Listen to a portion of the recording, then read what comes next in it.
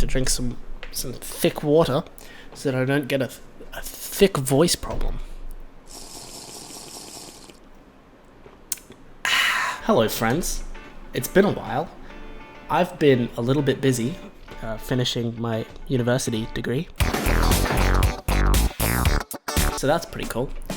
But now that that's over with, we can get back into it. So here is some first look exclusive gameplay footage.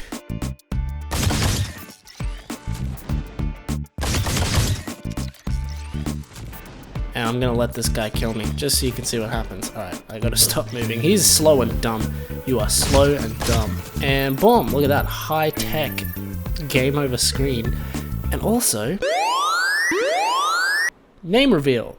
That is what we're thinking of calling our game. So the tentative name is Restart Required. You play as one of the last free-thinking servant androids, D3SMO, or Desmo. And Desmo has a digitized form of consciousness, which means that death is not the end for Desmo. He can be restarted. So his consciousness is transferred into a new physical frame.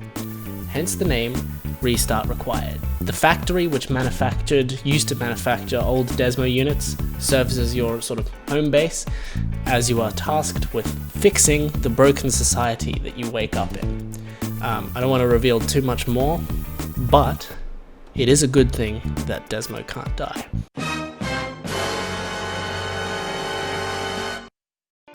So the game over screen and the robot names and the cool backstory is all being done by my friend Chris.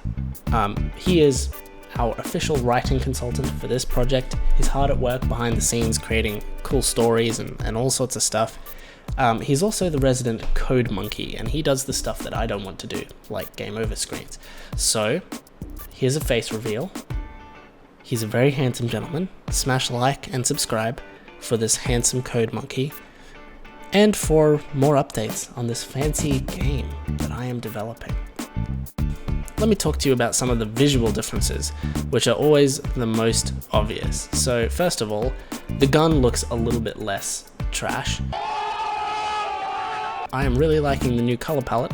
So previously we were sticking with pretty much red for everything, and red as a background did not work because I really want this red accent to be kind of reserved for the enemies. To light up the interior environments and stuff, we decided to go with purple because I think it's ambient and moody, but it still provides light. So I think that looks pretty good. And also I got rid of cell shading. I was having a few issues with it, some dithering problems and all of that, and I feel like that's a visual polish touch that should be kind of left towards the end. Anyway, oh, I've been spotted. And I guess that is the next thing I should talk to you about, which is the enemy AI. This is our spider turret, A5T3R, or Asta. Right now, he still doesn't walk around, but I have given him some rudimentary artificial intelligence. He's actually got a pretty big brain, this guy. So, he has 3 states right now. He's got the idle state, which is where he doesn't know where you are, and he's just looking around trying to find you. That is actually the most complicated state as we have it. Then we have the attack state. That's when he has seen you, and he's just shooting at you. So he'll just follow you with his eyes until he loses sight of you, and he'll just keep shooting. And then we have the alert state, which is a short period after you disappear from his vision. If you're still alive, that is. And right now he'll just kind of look at where you were before and then go back to his old scanning habits. He'll transition back into idle. There's a bit of a balancing act that's going on. So on the one hand, you want this guy to be smart, right? It's artificial intelligence. Nobody wants to be playing against dumb enemies, right? So we want him to be smart. We don't want him to be too smart.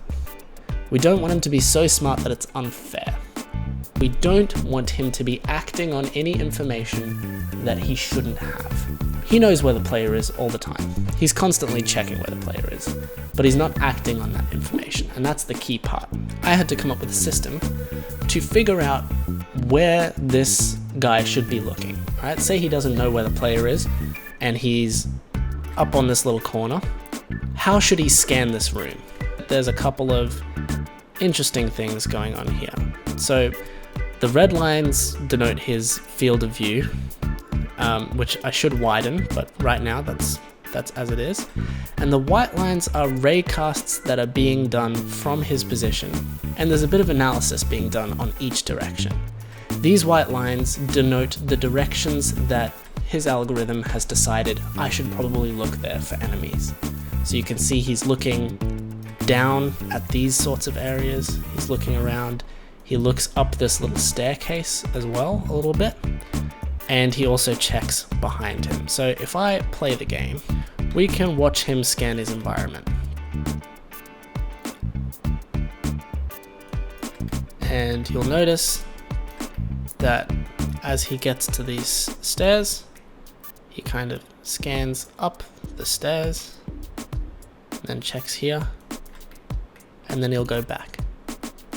Alright. So how does that work? It's not pre-programmed. Okay? I can move this guy to anywhere. In fact, let me do that right now. And we'll see that the directions that he wants to look change depending on where he's placed.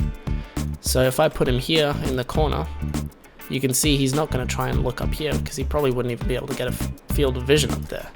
So he's just focusing on the areas that he can actually cover. And you'll notice he's not looking down anymore. There's no point in looking down. He's just going to see the ground.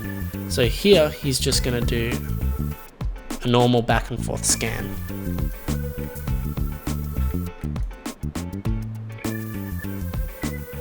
Right? And he goes back. The way that this actually works is it works entirely from the position of the sniper turret. I can tell that you're extremely impressed, but you want to know how it's done. So let me pull up Microsoft Whiteboard, my guy. Let's say that this is our sniper turret and he's backed up against a wall and we're looking at it from the top. So what we do is we send out a bunch of raycasts in a couple of directions, and the first thing that we check is for obstacles.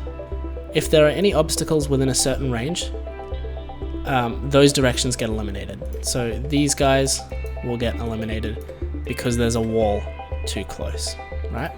So that is the first most obvious one. There's no point in this guy looking behind him because there's a wall there, right? And that distance parameter can be tuned. So that works fine, but this is not a top-down game, right?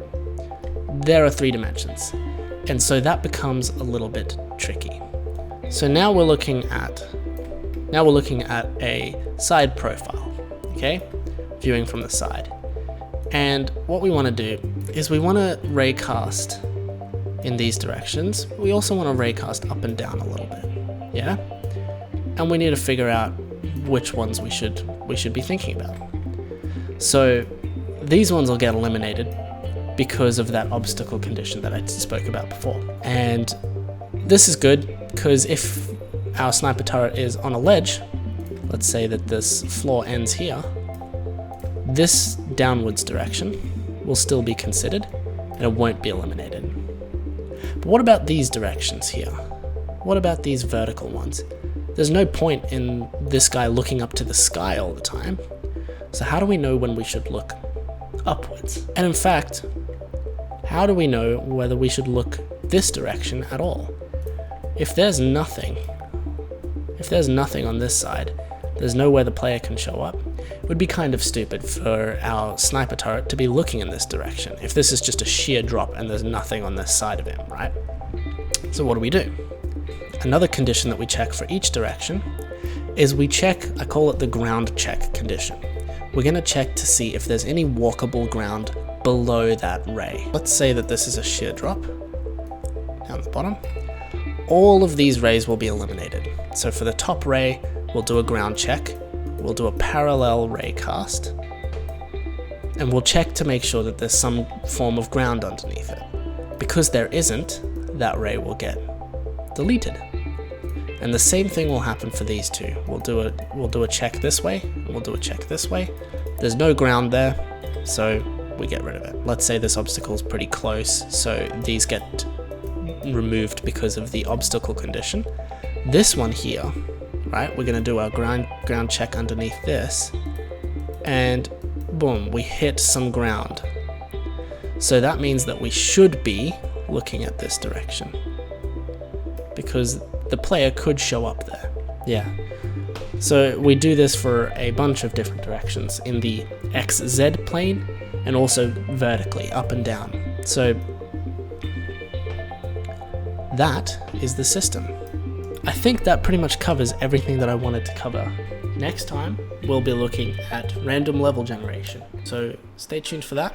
Thank you for watching and have a good life.